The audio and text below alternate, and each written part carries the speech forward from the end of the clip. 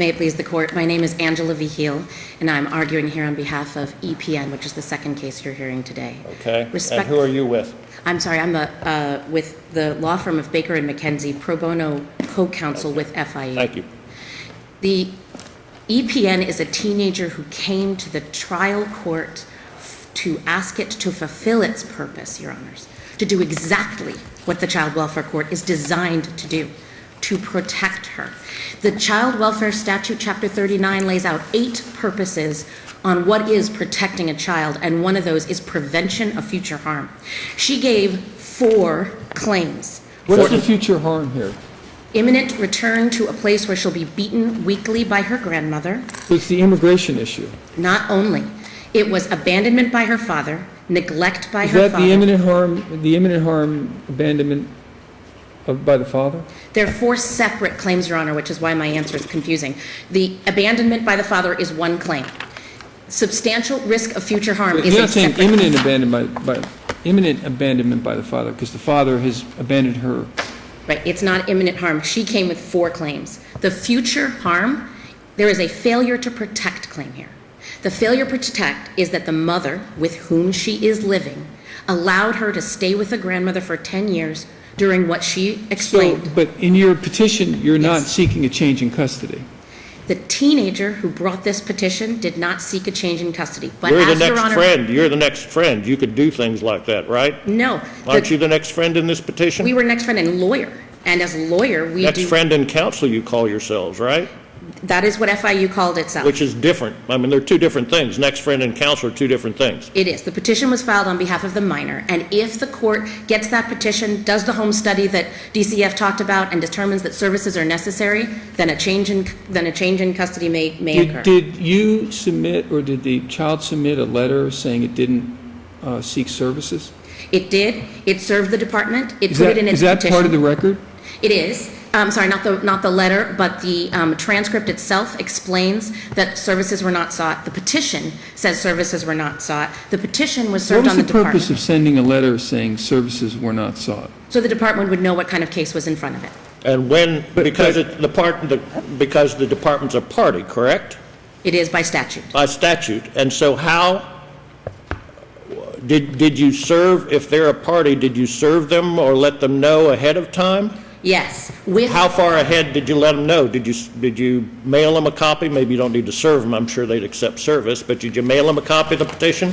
EPN's record is that the petition was filed on February 6th. The hearing was on February 12th. When it was filed, an email copy of the petition was sent to the Department of Children and Families. Is that the practice of the FIU clinic? It is not my practice. It is the FIU clinic, but it's at the direction of the clerk's office, to be clear. The clerk says you need to serve DCF by this email address. As a matter of practice, somehow there's a protocol that says you should serve the DCF as well. Because of private petitions, just to be clear here, Your Honor, there are other rules for filing other things in that court, but this is a first filing. I understand. I'm talking about filing a private petition. All That's right. my understanding. Even though there's no certificate of service on the petition, they are, as a matter of record, served on DCF. They are, and in fact, DCF was present in the courtroom and said that they had been, that they were not taking a position, but they were there. They are there every case. And they are not taking positions in these cases, but they're being served. And I want to be careful here. We're not here on behalf of all of these cases. The Chapter 39 requires individualized consideration of EPN, just like any other child in Florida. We understand that, but under the United States Constitution, this court cannot take a position contrary to federal statutory law and at least what the United States Supreme Court has to say, correct? It sure can't. Well, in these cases, hasn't well, and the United States Congress too. Actually, I suppose we should pay some little attention to them. Maybe not. They would appreciate that. They would appreciate it, I suppose. Yeah. And this would be the same Congress that set up SJIS status, I guess. In 1990, not even recently. And in 1997 sought to limit it because of the loopholes that we're now talking about, correct? And in 2008 sought to expand it once again to make sure that it was available to kids exactly By like what EPN. statute? What statute or law did they do that? The Special Immigrant Juvenile Provision was in the TVPRA, the Trafficking in Victims and Persons Act, which allowed for no longer just limited to kids that were in extended foster care or in long-term foster care. It expanded it to include children who were dependent, because it embodies this idea of international law that we don't say a child who was abused or neglected or abandoned anywhere in the world is going to come here, seek our protection, and we're going to say no. What provision of the TPRV are you speaking about, if you know? TVPRA, and I can take a look for that, Your Honor. Is it 1101A27J3? J, yes. J3, I believe it's 3. J little 3.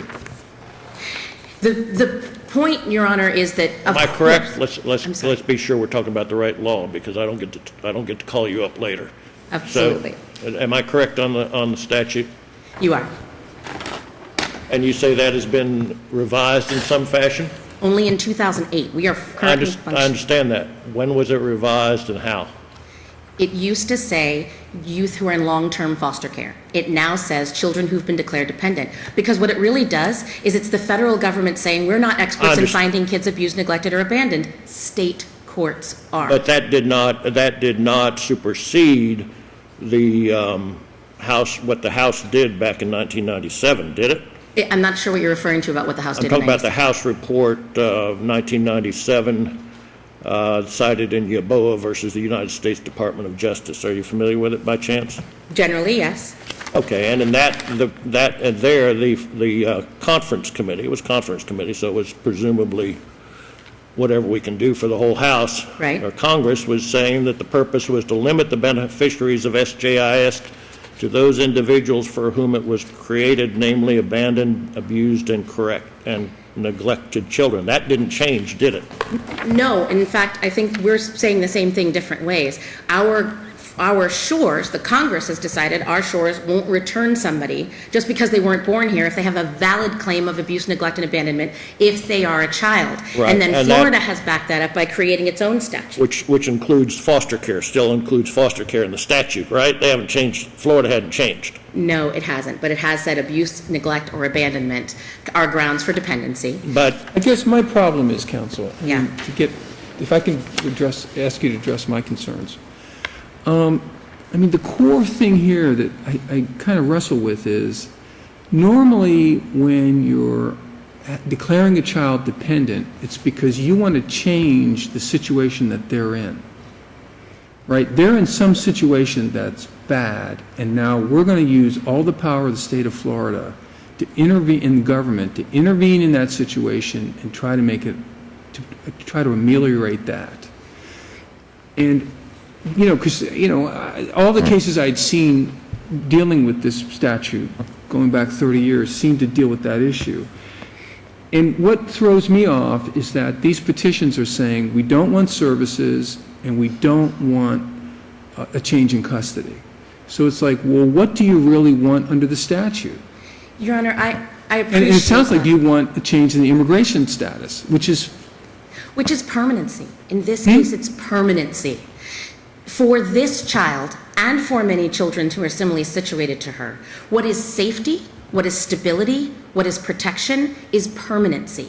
And without... But by the way, if we declare this child dependent, they don't have permanency, because if what you're seeking in the state of Florida doesn't have the power to say this child can stay in the United States. No, it doesn't, but it has all but that final check by USCIS that with that order can give this child a visa to make sure that she doesn't go back to the danger of her grandmother. Depending on what the United States does. Yes, But the except United for States could do that with or without our action. They can't. Not with a special immigrant juvenile visa, But respectfully. there Your Honor. are other provisions under which it could. If this child, if BR, well, the EPN. other, I know, but in the case of a child that if there's a let me put it this way: are there not other provisions of the federal immigration laws under which EPN could proceed, perhaps for the mother or some other provision? None that I know of, Your Honor. None that you know The of. immigration laws are 4 inches thick, but there are few remedies for these children. Well, One of them would be asylum. What about T visas and some of these other That would require You know her to what be a it- victim of human trafficking. She is not. A U visa would be requiring her to be a victim of another crime. She is not. There are provisions. I'm not saying that the immigration law, or that I'm an expert. You're not saying, yeah, in you're immigration. not saying there are, you don't. I you only don't- know of you this don't- one for her. You don't know. You're familiar with the whole, what's it called, the whole text canon?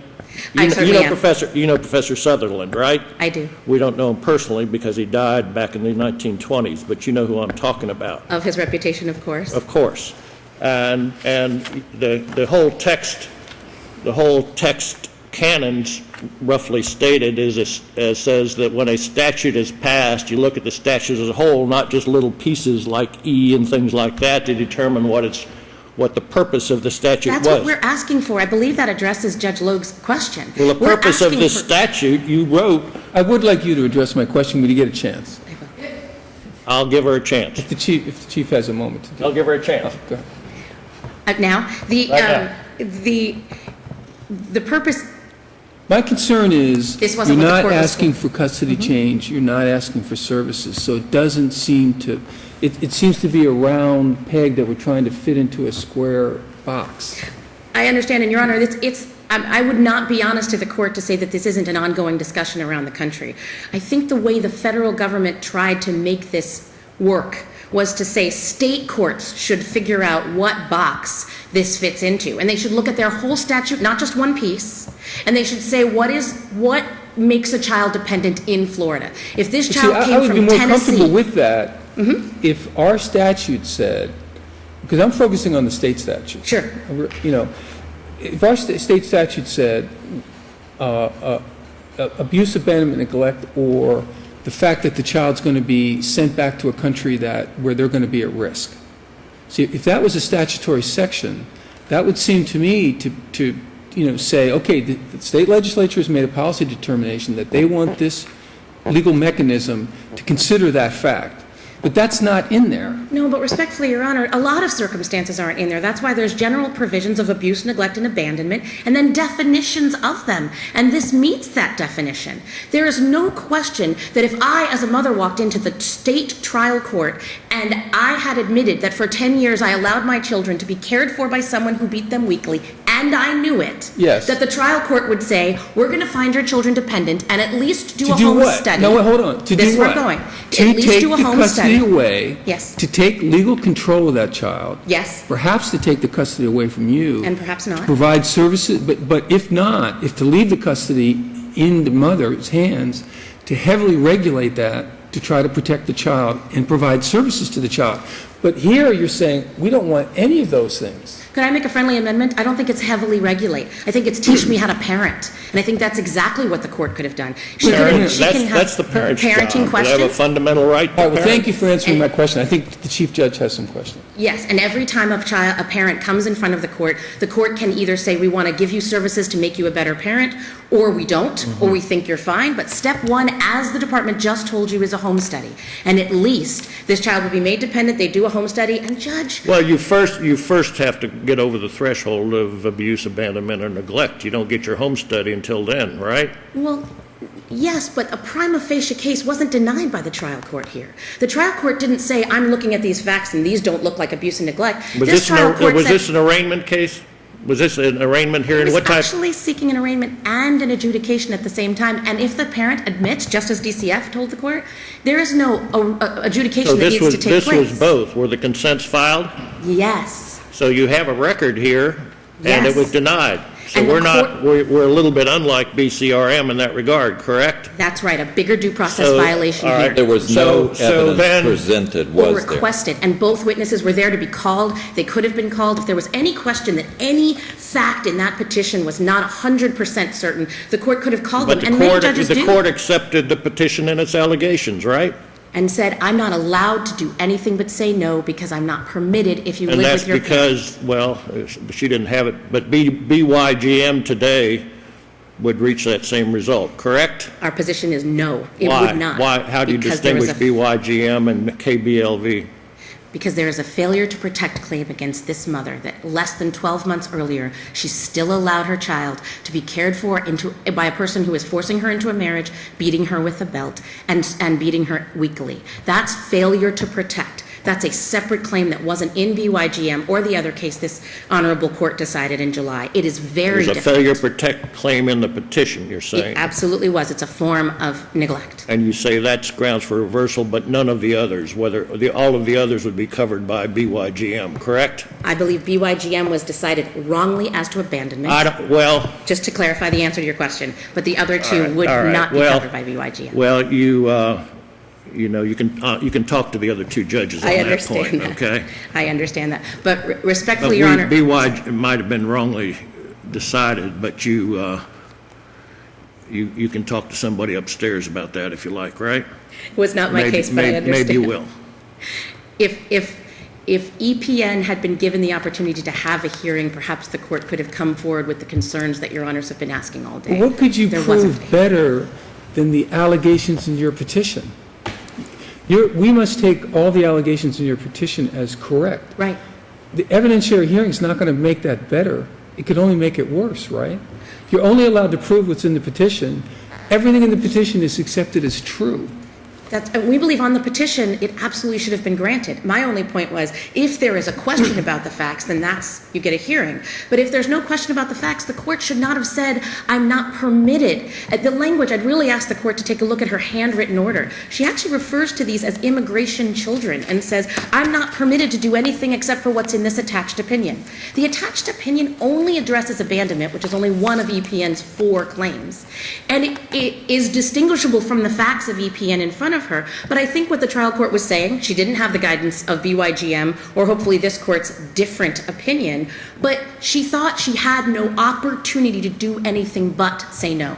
And our Florida laws say she absolutely has the right to grant that dependent petition because the child has the right to be found dependent if she was abandoned, abused, neglected, or is being taken care of by somebody who has failed to protect her. But just to be But she's clear, not being taken care of by someone who's Her mother. failed to protect her because she doesn't want to change in custody and she doesn't want services. She's not the first teenager I've represented, Your Honor, who doesn't want to change in custody just because their parent wasn't a good parent. You're not alleging that her current custodian is abusing and neglecting her. I'm alleging that that's the court's job to determine. No, but help me out here. It's the court's job to determine it if you raise the issue. But you didn't raise that issue. Or maybe I'm misunderstanding the record. Maybe I'm confused. No, I apologize, Your Honor, facts are absolutely correct, but I think perhaps You're we're not saying that underestimating what the you're not court saying can do. this child is currently in a situation where they're at risk because the person who they're living with is harming them. I'm saying the person that You're saying the person they lived with 10 years ago harmed them. No, I'm saying for the last 10 years, this mother did a bad job parenting her and failed to protect her from beatings. That is usually enough for a child that doesn't walk in from what is Honduras. on the allegations of the petition, what's the current status? The allegation of the petitions, I do not understand your question. You filed a petition, right? Correct. So we're so far so good. Yes. What are the allegations of the petition with respect to abuse, abandon, and neglect? Are they all remote, or is something ongoing? That's what he's trying to ask you. None are remote. She's residing with Marta Nicolas Leon. The mother. So currently residing with the mother, who we are claiming, who she put forward was failing to protect her, which is a neglect claim. Not residing with the father Failed to protect her when? for 10 years, beginning on around age 7 to around age 17, when she escaped her abuser in Central America. So her mother knew that she was living with. And then when she came up here, there was no more abuser, right? Things are fine. Well, I don't know about things are fine. What I know is that she's not living with the woman who was beating her. She's every week. living with the mother. Currently, yes. Okay. That's what OOR tells her This to is do. the mother that did all these horrible things to her. This is the But you mother don't that let want the to change grandmother do custody it. and you don't want any services. I understand it seems inconsistent. I just want to be clear about at least our position. You get the cognitive dissonance there from. Yes. I mean, things are fine now. They have to be, otherwise you'd call the hotline. You'd have a statutory obligation to do it, right? Teenagers don't call hotlines on themselves as a But general. you're not a teenager, are you? I think you're legally required right. to call. I think if you know of abuse, neglect, abandonment, you might be legally required to make the call. in Florida, attorneys aren't mandatory reporters, but I'm not suggesting there's something secret going on. What I'm suggesting is that the children's court has other roles than just emergency situations. They take kids as dependents to help make parents better at parenting them all the time. Yeah, by providing services, but you don't want any services. That doesn't mean we won't have to take them if the court gives them. And the court just might. Well, In maybe fact, the the court petition has in other should. cases. Yeah, maybe. So if let's say somebody down in Mexico who has the wherewithal to do it, puts somebody on his or her private plane, flies them up to Tampa, and the kid's doing just fine with mom out on whatever that island is that all those fancy folks go to, that kid is dependent under your view of the law, correct? No. Why? Chapter 39 requires individualized determination. Well, I understand that, but that's what we're talking about here. That child, under the scenario that I've given you, if the kid's doing fine with an uncle or a parent or something like that, that kid can make the same type allegations that you're making in this petition, right? Not if the parent had been a arguably bad parent for 10 years just prior. No, And I not- understand. I'm talking a little more generally. And I'm saying we can't. I'm saying that the individualized review of this case shows the facts make the difference. The reason But it's not the same. if the facts were otherwise, you would not argue. You would agree to an affirmance, correct? Because I'm not permitted to argue against the July decisions, I wouldn't, but I don't agree with those decisions. Thank you, counsel. Thank you, Your Honors. Thank you all, and thank you, Clinic, for your volunteer work.